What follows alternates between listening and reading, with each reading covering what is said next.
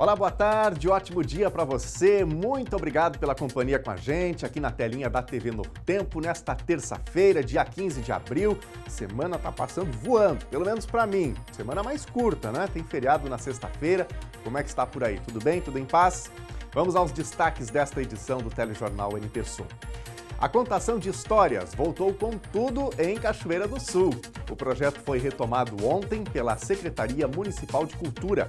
A imaginação dos estudantes foi estimulada por uma linda peça de teatro. Nunca fiz um teatro na minha vida, então é a minha primeira vez e eu amei ser coelha. Que legal! E tu gosta da Páscoa? Eu amo a Páscoa e estou muito ansiosa para chegar o dia. No quadro Opinião, Francisco Bastos fala de um problema grave de saúde pública, o alto consumo de medicamentos controlados, calmantes, estimulantes e analgésicos mais potentes. Mas quais são as causas que levam, especialmente adolescentes, a estarem fazendo uso dessas drogas? Elas são variadas. Tem o mundo em que se vive hoje, um mundo online, um mundo de muita competição. E no quadro Por um Mundo Melhor, a Nicole traz 4 dicas para a gente diminuir o consumo de plástico, até mesmo na hora de embalar o lixo em casa. Saco de pão. É uma ótima dica para quem não dá conta disso. Reutiliza, você tem que comprar pão, né? Então vai lá e forra com um saquinho de pão, que é papel que não vai se transformar em nanoplástico e microplástico.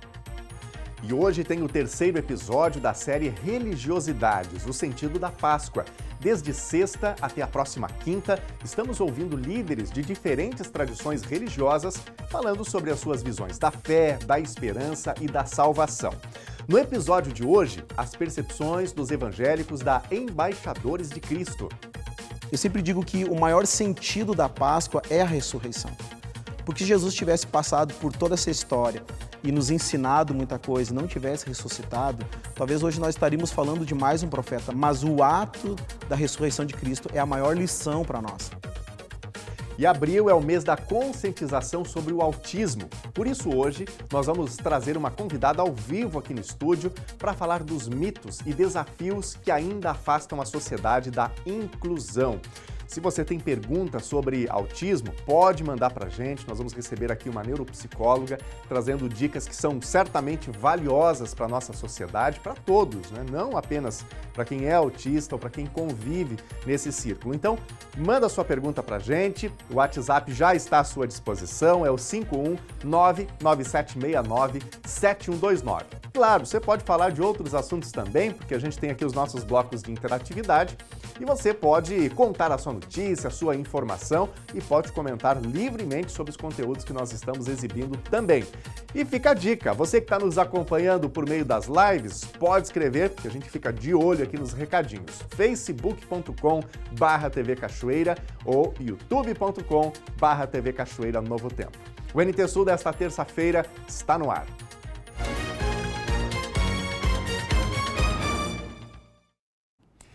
Uma das iniciativas mais legais da Secretaria de Cultura de Cachoeira do Sul está retornando com tudo.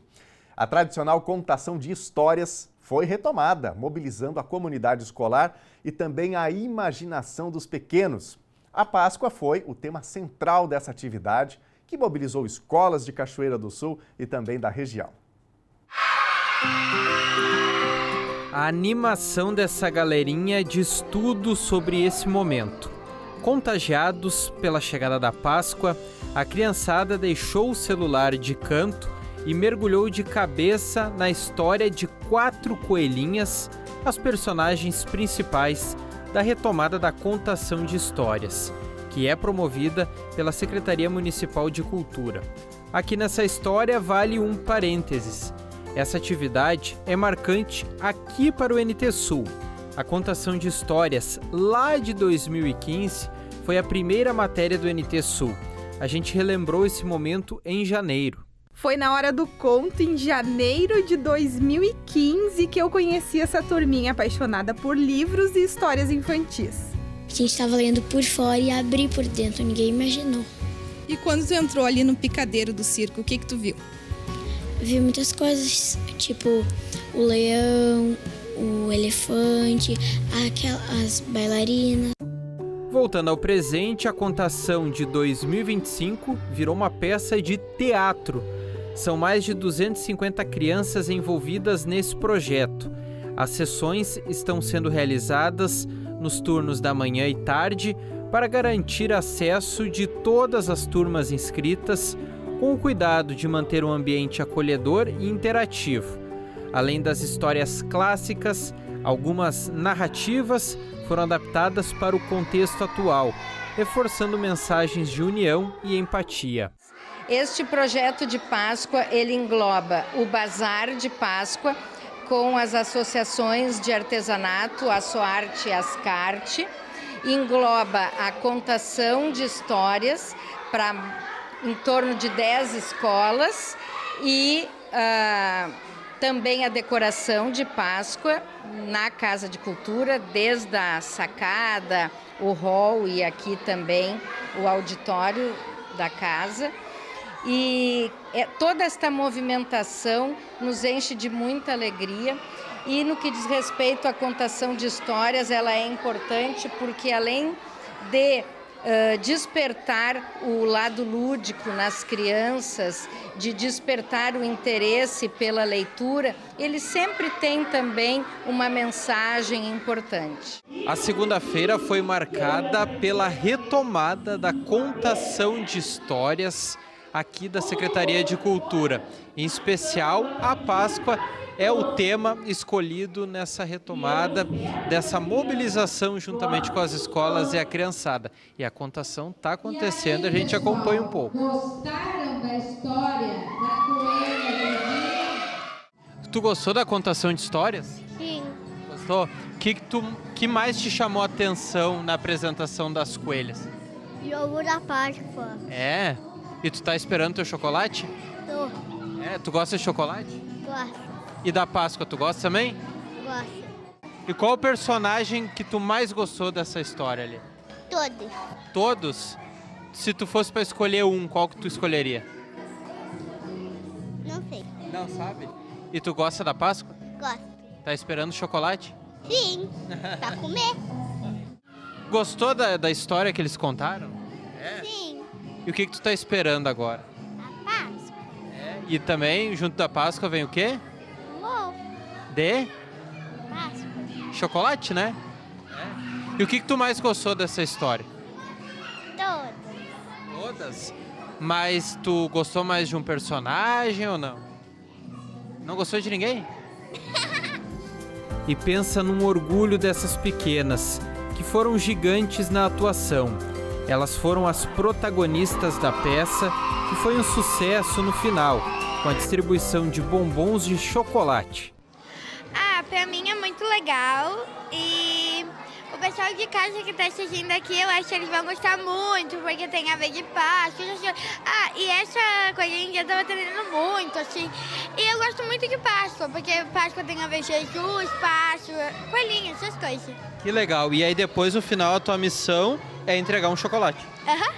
E tu gostou? Sim, a gente fez chocolate especialmente para eles. Eu já tinha feito esse teatro em outros lugares, e eu sempre fui a irmã da Vivinha, e eu achei muito legal, porque acho que era muito bom ver as crianças felizes com o teatro, e me deixou muito bem saber que elas estavam gostando, só pelas carinhas delas vendo assim, e sorrindo, interagindo com a gente perguntava, e daí foi assim, eu achei muito legal. Que legal. Laura, me diz uma coisa, tu gostou de participar desse teatro? Eu amei de participar desse teatro. Eu já vim aqui para ler livros e nunca fiz um teatro na minha vida, então é a minha primeira vez e eu amei ser coelha. Que legal. E tu gosta da Páscoa? Eu amo a Páscoa e estou muito ansiosa para chegar o dia. É um projeto muito importante porque ele desperta o interesse pela leitura, pela literatura, pela escrita. É um momento em que as crianças podem viajar sem sair do lugar. É um momento de lazer, é um momento de entretenimento, é um momento que desperta a criatividade E nós também estamos trazendo as crianças para dentro da Casa de Cultura, que é um patrimônio histórico do município, e isso também é uma forma de educação patrimonial.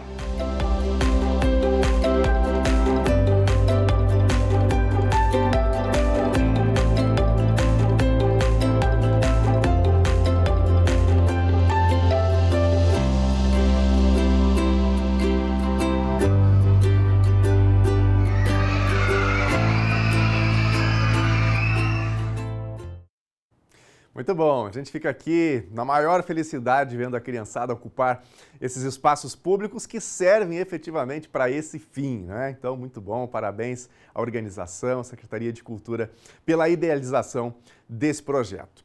E olha, agora um recado para você que é motorista aqui em Cachoeira do Sul. O setor de trânsito da Prefeitura informa que amanhã um trecho da rua Marechal Floriano vai estar fechado entre as ruas Presidente Vargas e Major Ouriques.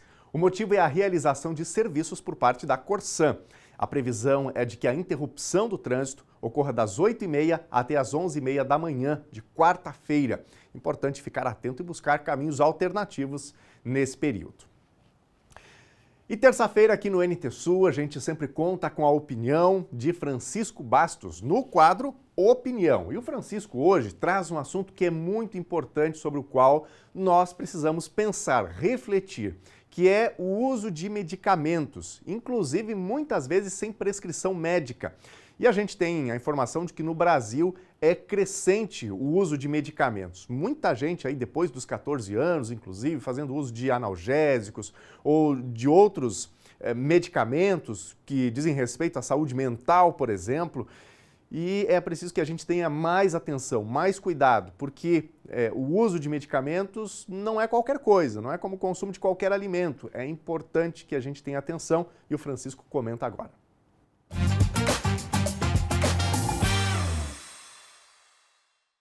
Nos últimos dias foi divulgada uma pesquisa feita pela Universidade Federal de São Paulo, Unifesp, em parceria com o Ministério da Justiça, fazendo um levantamento sobre o uso de medicamentos controlados no Brasil. Calmantes, estimulantes e analgésicos mais potentes.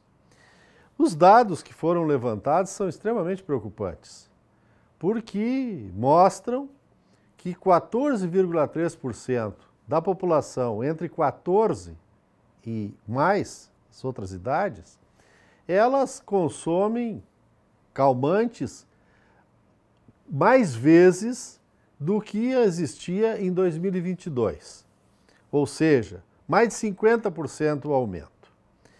Que 8 vezes mais esta mesma faixa etária acabou usando calmantes, especialmente mulheres e adolescentes, em relação a 2022, neste quesito somado o uso de analgésicos potentes.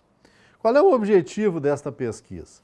É trazer à luz um problema sério de saúde pública e também procurar envolver os profissionais, os gestores e os órgãos, tanto públicos quanto privados, para enfrentarem essa situação.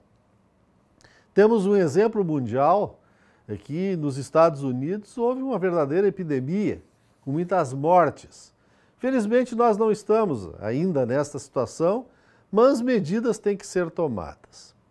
Não há nesse sentido nenhuma crítica ou algo similar em relação aos farmacêuticos. Não, eles são profissionais extremamente importantes para o sistema de saúde, para a população, e também não é contra os medicamentos, porque nós temos uma produção importante, muitas pesquisas, e hoje os medicamentos fazem parte de toda uma qualidade de vida, manutenção de vida e a própria longevidade. Então não é este o problema. Mas quais são as causas que levam, especialmente adolescentes, a estarem fazendo uso dessas drogas? Elas são variadas. Tem o mundo em que se vive hoje, um mundo online, um mundo de muita competição, de perda de valores, do imediatismo, que faz com que as pessoas procurem ao primeiro obstáculo em sua vida, recorrerem a algo mágico, que no caso são os medicamentos.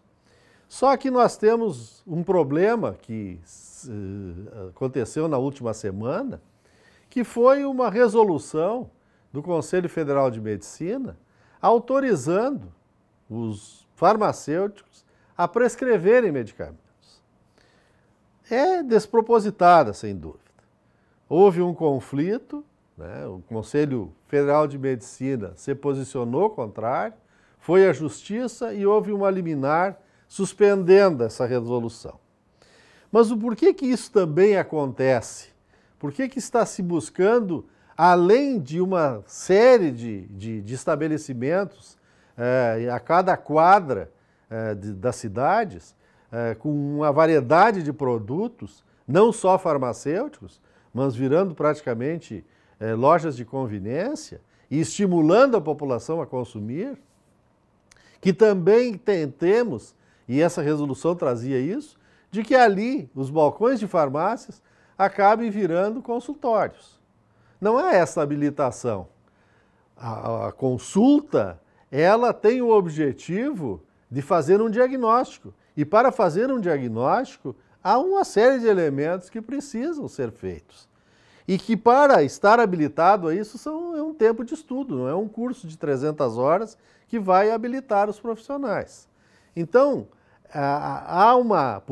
houve por parte do Conselho Federal de Farmácia, um atalho, a busca de um atalho para uma situação que nós sabemos que é ilegal, que é a automedicação, para transformá-la em alguma coisa legal. Com um prejuízo para quem? Para um prejuízo para a população.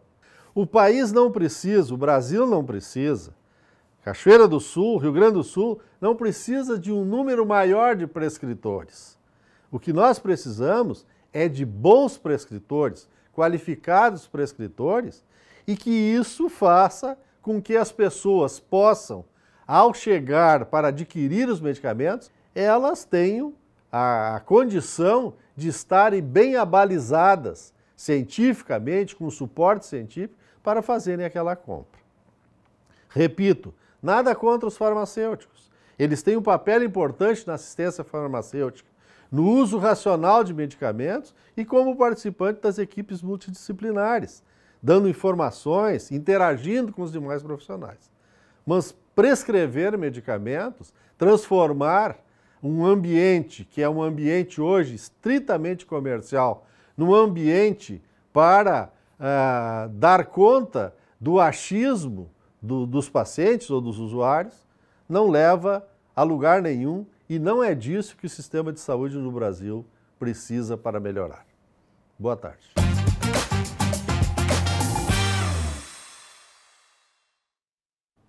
E agora está na hora da nossa série Religiosidades, o sentido da Páscoa. Desde sexta-feira nós estamos exibindo aqui este conteúdo especial em virtude da semana, da chamada Sexta-feira Santa, né? Feriado aqui no Brasil, depois do fim de semana com muitas celebrações religiosas. Estamos trazendo então diferentes visões de tradições religiosas sobre este momento, sobre a fé, sobre a salvação, o que a Páscoa pode nos trazer em pleno ano de 2025. Hoje nós vamos ver e vamos entender um pouquinho da visão dos embaixadores de Cristo.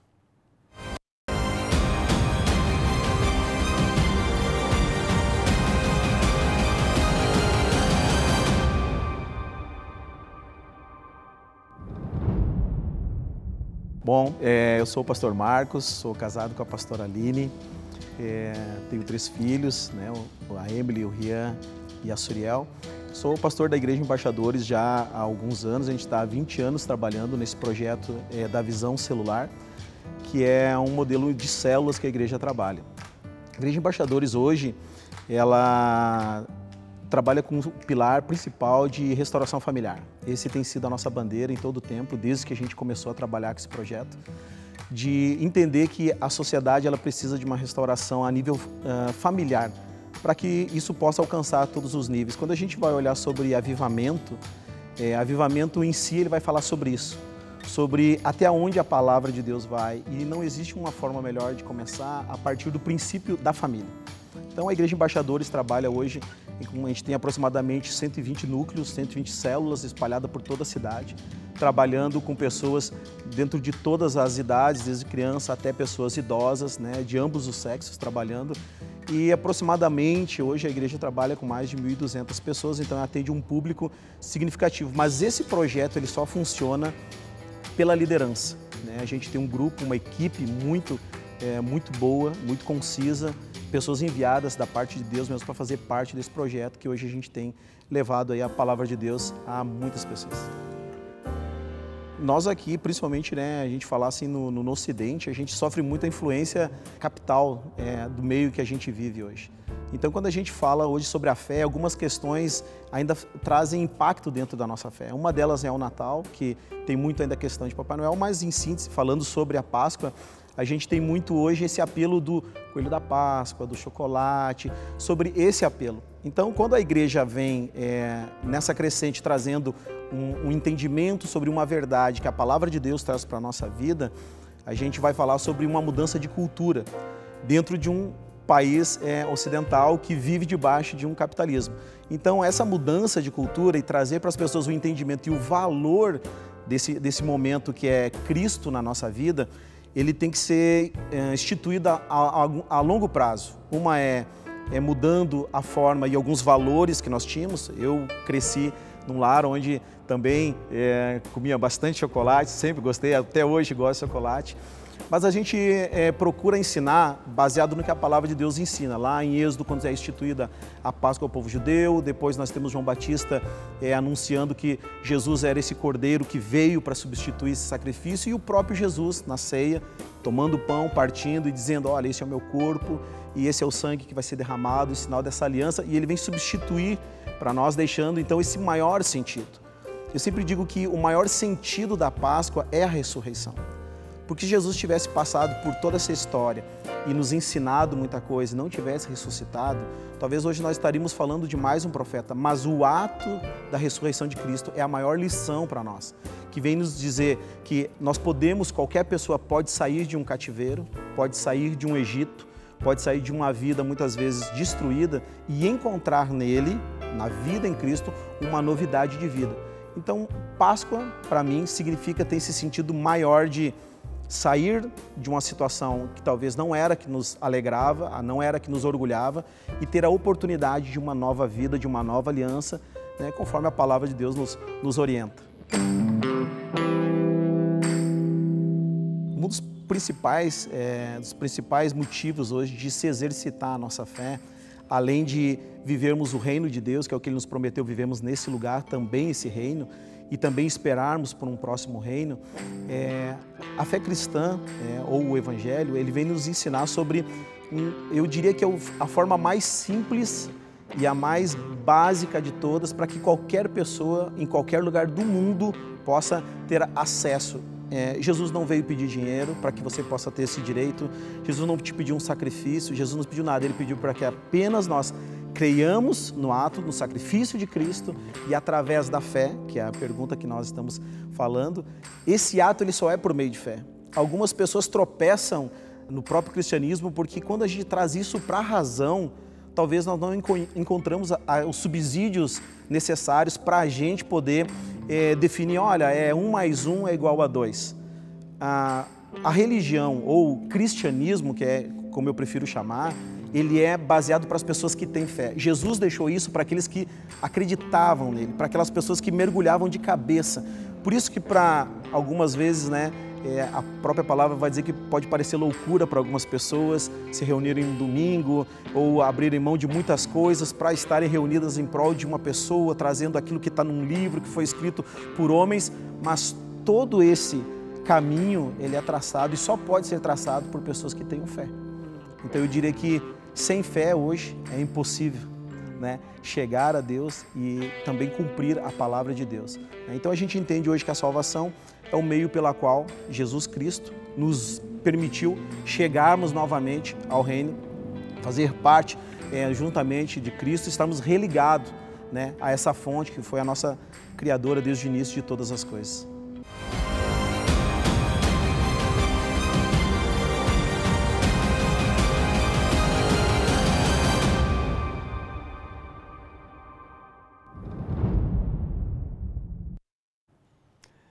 E amanhã, na nossa série sobre religiosidades, a visão dos batistas. Vamos ver agora recadinhos da nossa audiência. Você de casa pode participar, vá mandando mensagem no nosso WhatsApp, número na tela para você interagir com a gente, 51997697129. Vamos ver os recados que estão chegando. Molisson Machado está participando por aqui. Muito legal essa série Religiosidades, abordando a visão de cada religião sobre a Páscoa. Vocês se superaram no conteúdo, diz o Molisson. Obrigado, meu amigo. Grande abraço para ti aí. Obrigado pela mensagem. Quem mais? Temos aqui a participação da Maria. A Maria mandou um vídeo pra gente, vamos assistir aqui. Olha aqui em teu sul. Aqui é Barão da Viamão. Aqui é cheio de lixo. Essa parte aqui vazia. Aqui pode ter água parada e ter mosquito. Aqui, ó. Cheio de lixo aqui, ó. Aqui, ó, cheio de lixo. Muito lixo.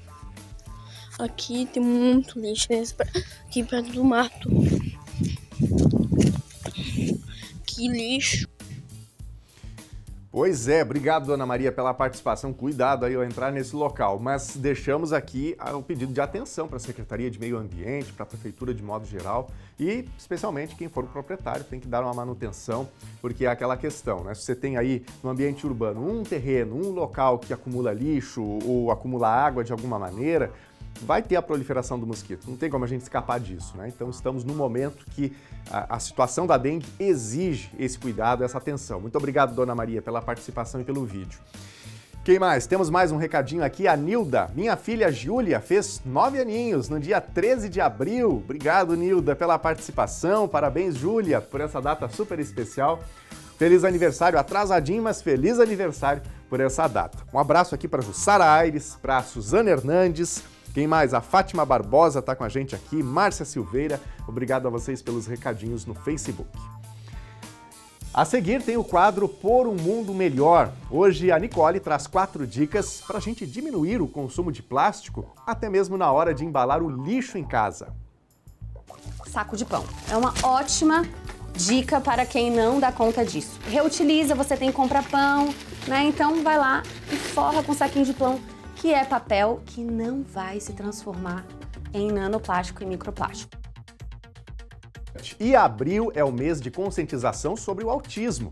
Por isso, hoje nós vamos trazer uma convidada ao vivo aqui no estúdio para falar dos mitos, dos desafios que ainda afastam a sociedade da inclusão.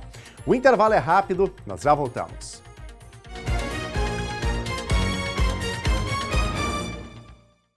NT Sul de volta ao vivo aqui na telinha da TV Novo Tempo e nós vamos de imediato ver imagens da nossa câmera ao vivo aqui no centro da cidade de Cachoeira do Sul. Dia muito bonito, começou agradável, temperatura baixinha logo cedo, mas está em elevação.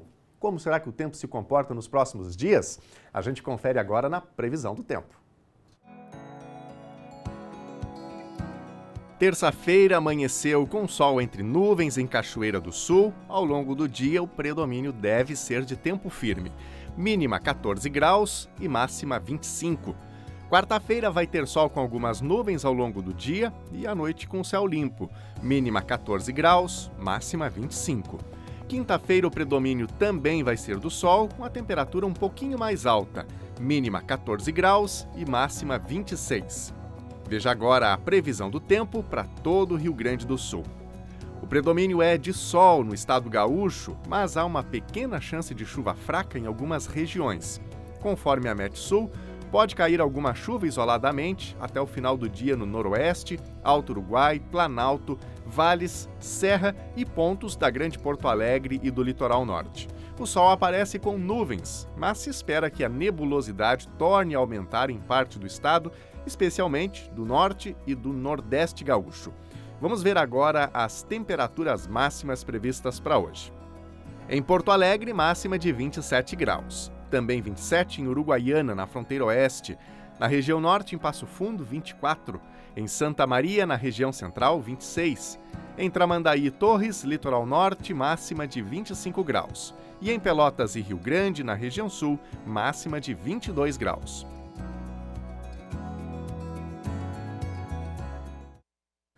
E nós vamos ver agora mais recadinhos da nossa audiência por meio do nosso WhatsApp. E antes da gente ir aqui para a telinha, já destaco para você que já nós vamos falar sobre autismo. Teremos aqui uma neuropsicóloga trazendo informações muito úteis. Se você tem perguntas, já vai enviando também no WhatsApp que está aí na telinha, 51997697129. Na tela, a mensagem da Adriana, nosso neto Davi, bem empolgado, pintando casquinha para montar a árvore Osterbaum. Pois é, semana passada, inclusive, a Thelma contou um pouquinho, ensinou como fazer, né? Desde já, desejamos uma Páscoa abençoada a todos do NT Sul. Obrigado, Adriana. Grande abraço para ti, para o Davi também. Desejamos uma Páscoa abençoada para todos, né? Quem mais? Mais recadinhos aqui. O Rodrigo Ferreira. O Rodrigo, inclusive, é funcionário público, né? Funcionário da Prefeitura de Cachoeira do Sul. E ele traz aqui uma informação sobre limpeza no cemitério municipal e Jardim da Paz. Empresa terceirizada fazendo a limpeza. Muito bom, Rodrigo. Obrigado pela participação. Temos mais uma foto aqui que o Rodrigo compartilha com a gente, então no Municipal e Jardim da Paz, deixando esses locais em ordem. E é importante que assim seja, né? Obrigado, Rodrigo, pela participação. Daqui a pouquinho, mais recadinhos, mas já no contexto do nosso bate-papo que faremos aqui falando sobre autismo. E hoje é dia do quadro Por um Mundo Melhor, que fala sobre sustentabilidade, sobre meio ambiente e sobre economia também. Gente, olha, eu tenho aprendido muito com a Nicole e hoje ela traz 4 dicas para a gente diminuir o consumo de plástico, até mesmo na hora de embalar o lixo em casa. Olha só.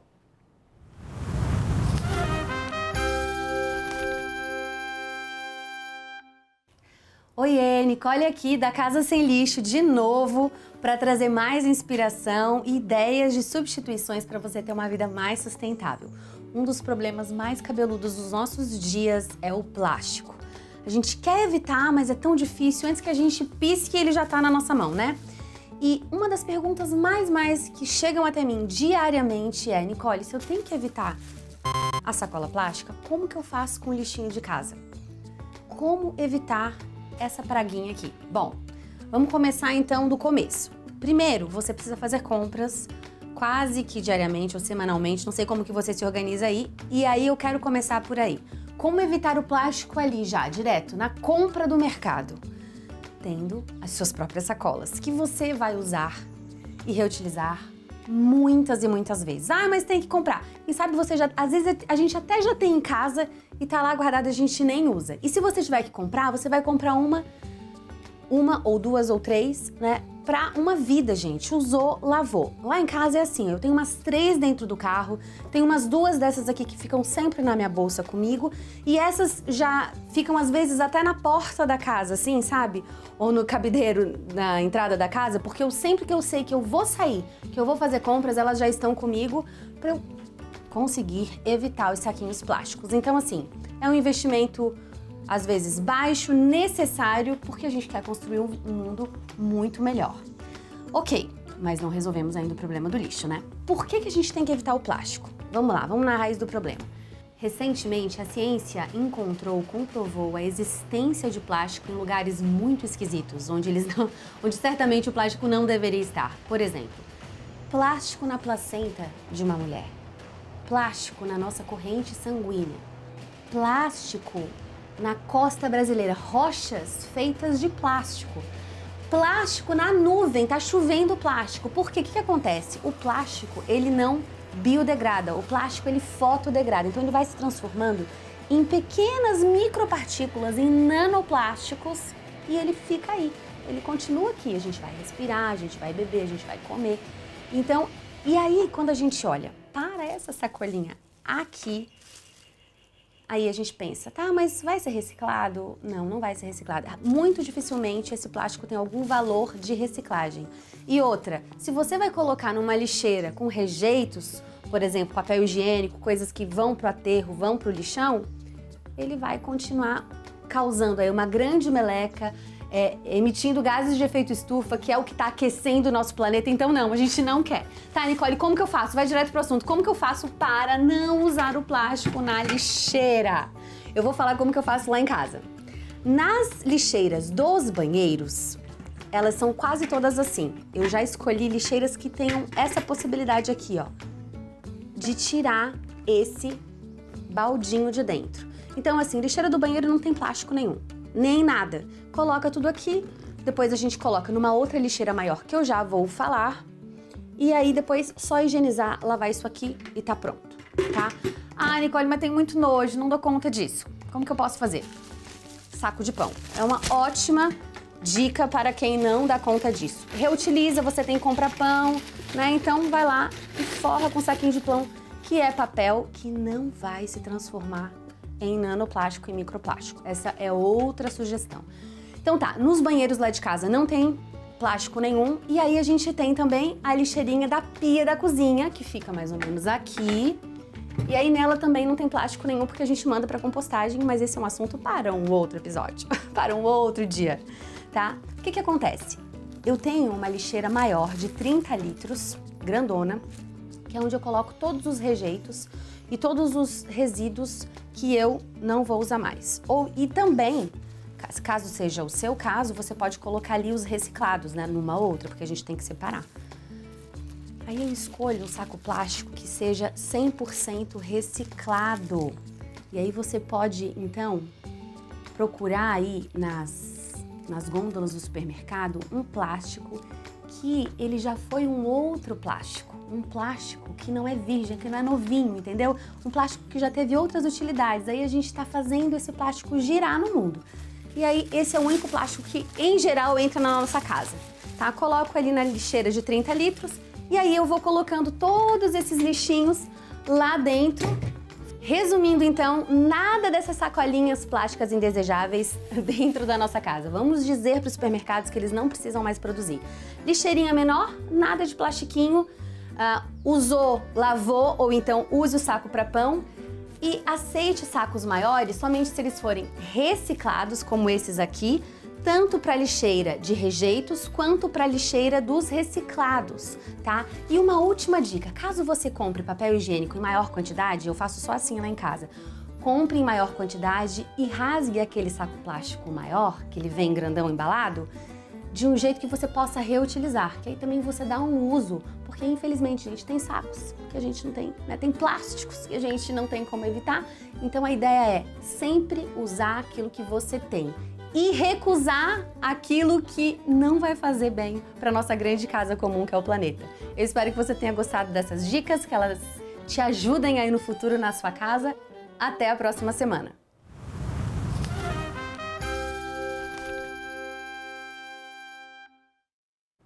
E agora aqui no NT Sul nós vamos falar um pouco sobre autismo, porque o mês de abril é um mês de conscientização.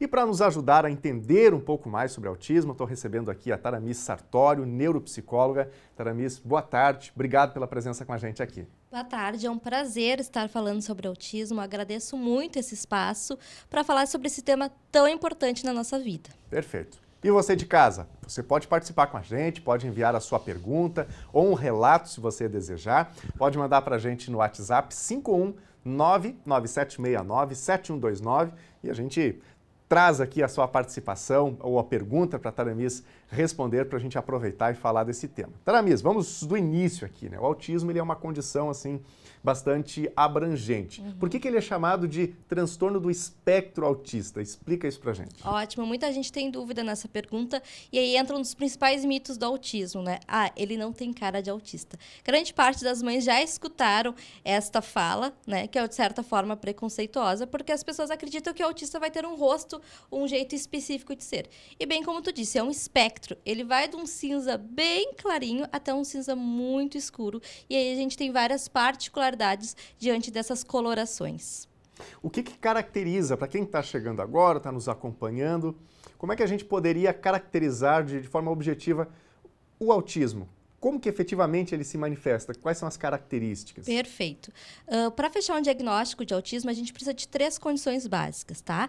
Esse indivíduo tem um atraso na fala ou um atraso na fala funcional. Muitas vezes aparece lá no consultório uma criança que canta, que repete o que os outros falam, mas não me dá oi, não responde algumas perguntas mais diretas. Outro fator importante são comportamentos repetitivos, como as famosas estereotipias, que elas podem ser várias, né? E o outro fator, como eu disse, são 3, é a questão da socialização. Não é uma criança que não quer socializar, que às vezes tem um mito também da socialização, mas é uma socialização disfuncional. Não é um brincar como outra criança atípica faria. Inclusive, nesse contexto, a gente já tem aqui uma pergunta, então vamos incluir aqui a nossa audiência nesse nosso bate-papo. Que ótimo! É o Luciano Fernandes Barros, ele é de São Luís do Maranhão, e ele diz o seguinte: gostaria de saber qual é o grau mais alto do autismo e quais são os comportamentos que a pessoa apresenta. Então, vem mais ou menos na linha do que você já estava falando. Exatamente.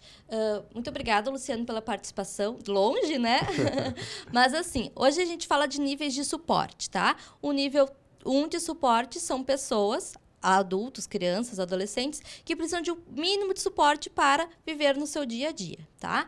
O nível 2 de suporte, que precisa de um suporte mais substancial, precisa de apoio, muitas vezes, de algum cuidador, de alguma babá, alguém que vai estar do lado dele. E o nível 3 de suporte, que é o nível mais alto, respondendo à questão, que é um suporte que precisa de basicamente para tudo na vida, para alimentação, precisa de muitas vezes de locomoção, então o nível de suporte mais alto daquele indivíduo. Na clínica a gente trabalha, como outros profissionais que trabalham com autismo, a gente vai facilitando, a gente tende com as terapias, né, a diminuindo esses níveis. Chega ao nível 3, a gente vai trabalhando para que essa criança, esse sujeito, vá para o nível 2 e do nível 2 para o nível 1, e assim a gente conseguir ter mais autonomia e independência na vida desse sujeito. Perfeito. Bom, a gente fala especialmente de crianças, né?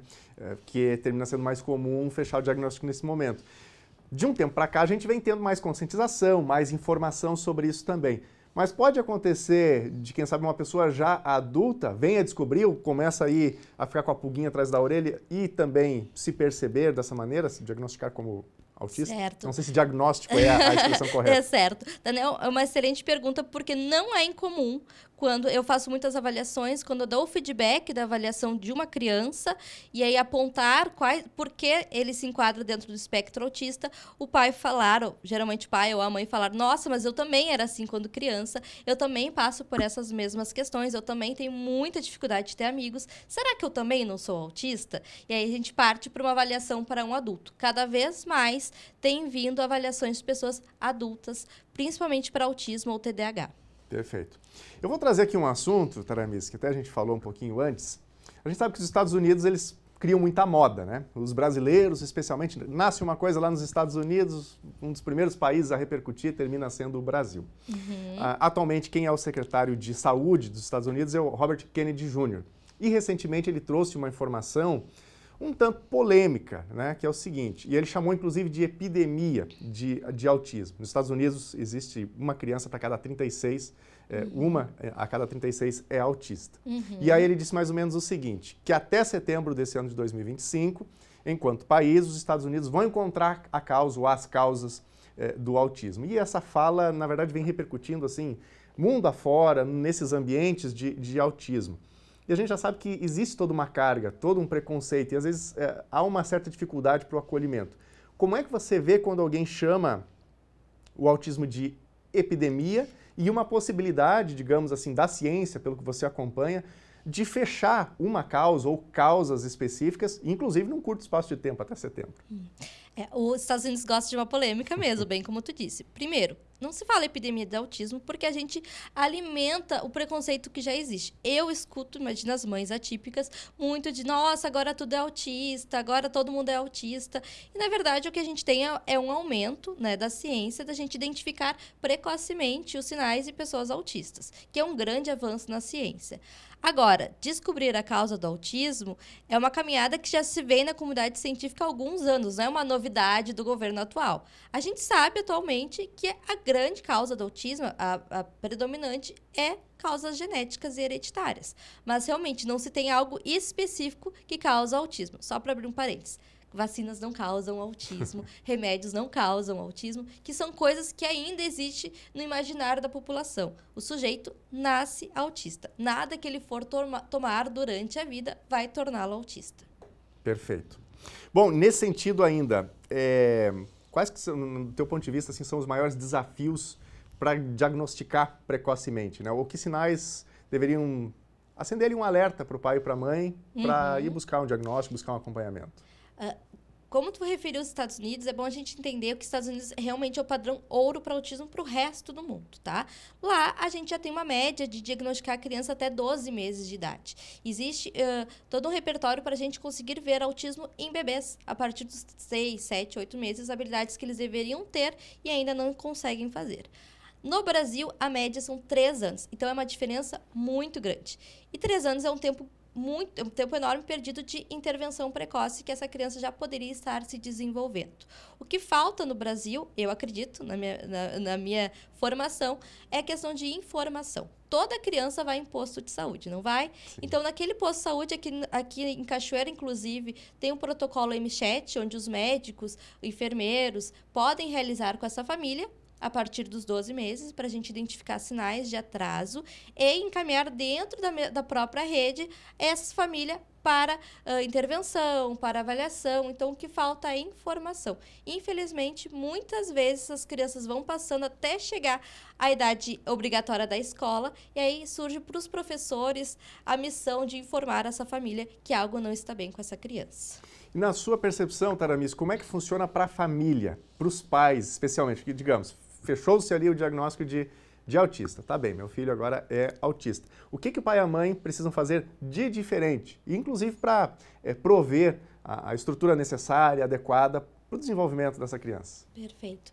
Primeiro, a gente tem que entender que ninguém quer um filho autista. Então, atrás disso vem um luto muito grande desta família e os profissionais que trabalham com autismo precisam ter um acolhimento, um nível de acolhimento e empatia muito grande para entender essa família. Muitas vezes acontece de fechar o diagnóstico e essa família viver alguns meses difíceis de luto mesmo para entender a nova condição familiar e, a partir daí, ir para a luta. Eu sempre aconselho as famílias, a partir do diagnóstico, a conhecerem as ONGs, as associações que tem Cachoeira, que são movidas por pessoas maravilhosas e que podem também fazer este acolhimento e indicar os melhores locais em relação a políticas públicas que essa família pode encontrar os melhores atendimentos.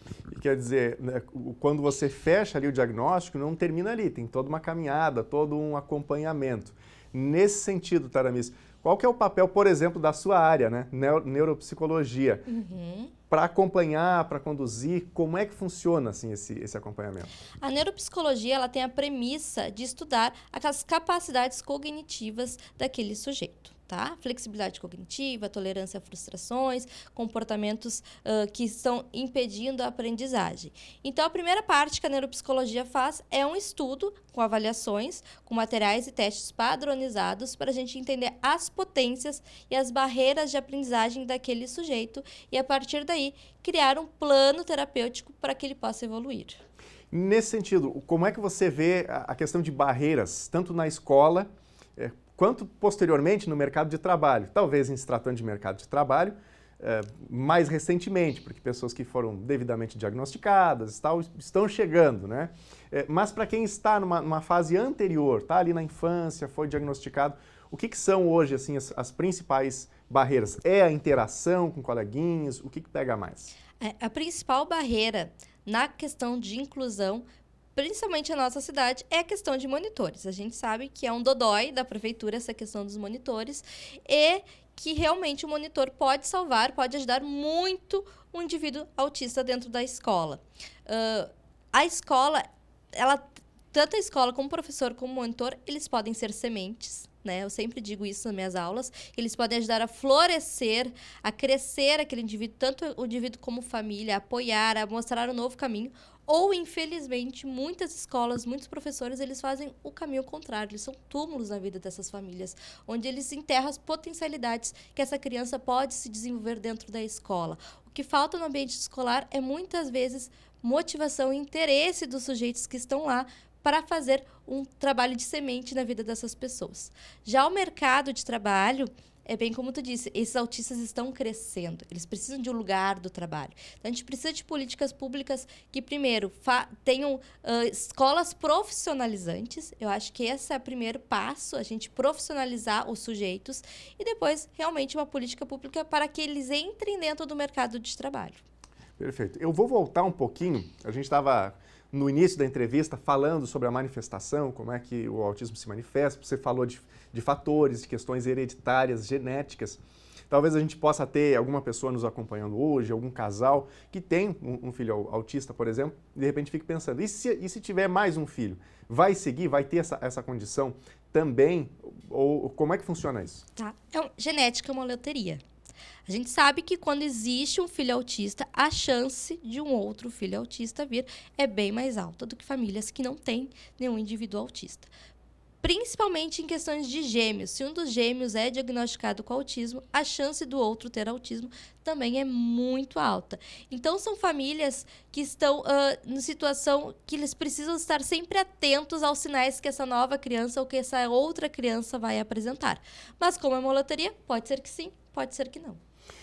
Eu gostaria de propor aqui, Taramis, a gente tem ainda um pouquinho mais de 2 minutos para a nossa entrevista, teria muito assunto para falar, mas a gente desmistificar alguns mitos. Existem muitos mitos sobre autismo. Você já falou alguns antes ali, por exemplo, vacina não vai fazer de ninguém, não vai transformar ninguém, não vai fazer a pessoa ser autista. Então, pai e mãe, fique tranquilo aí com as vacinas do seu filho. Mas que outros mitos você percebe e que a gente pudesse aqui, nesse momento, desmistificar? Existe um mito muito comum de que ou o autista tem altas habilidades ou o autista tem deficiência intelectual. Grande parte dos autistas tem uma inteligência dentro da média, certo? Então, esse é um mito muito comum. Outro mito muito comum que as pessoas ainda caem muito é em relação à cura do autismo. Não existe cura do autismo. As terapias e os tratamentos fazem com que esse sujeito tenha, na vida adulta ou na sua adolescência, apresentam nuances, mas que consigam ter sua autonomia, sua independência, sua socialização, mas muitos pais desesperados ainda acreditam na cura do autismo e, às vezes, com fórmulas mágicas, com medicamentos que dizem que são milagrosos, etc. E aí caem numa grande roubada, às vezes gastando muito dinheiro e arriscando a saúde do seu filho com essa premissa de curar o autismo. Principalmente, a gente tem que entender que o autismo não é uma doença. E por ele não ser uma doença, ele realmente não tem cura. Não tem remédio que vai resolver o caso. Então, é acolhimento, é entender como é que funciona e vida que segue, literalmente, né? Isso aí, muito bem. Então, tá bem. Nós conversamos aqui com a Taramis Sartório, que é neuropsicóloga, trazendo esclarecimentos sobre o autismo, porque esse mês de abril é um mês de conscientização.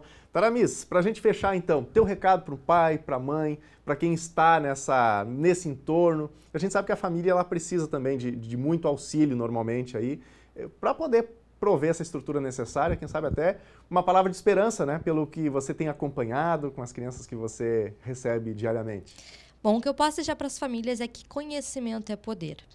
Na minha prática clínica, eu vejo que as famílias que leem, que estudam, que se dedicam, que perguntam para os terapeutas o que mais eu posso fazer, o que eu posso fazer em casa para ajudar ele, são aquelas crianças que de fato evoluem, que crescem, que conseguem atravessar essas barreiras. Quando se recebe o diagnóstico, eu entendo essa fase de luta, a gente tem que ser empático e entender que essa família está em sofrimento. Mas esse luto ele tem que durar pouco. É 1, 2 dias chorando e depois levanta a cabeça, remanga as mangas, porque a mãe de autista é uma mãe guerreira, é uma mãe que tem que lutar mesmo pelo seu filho e que encontra as pessoas certas no meio do caminho para que consiga, assim, se erguer e estar nessa luta com a cabeça erguida. Seu filho não é menor, não é menos do que ninguém. Ele só precisa das condições, e para isso as políticas públicas, né, condições necessárias para evoluir e para crescer. Muito bom.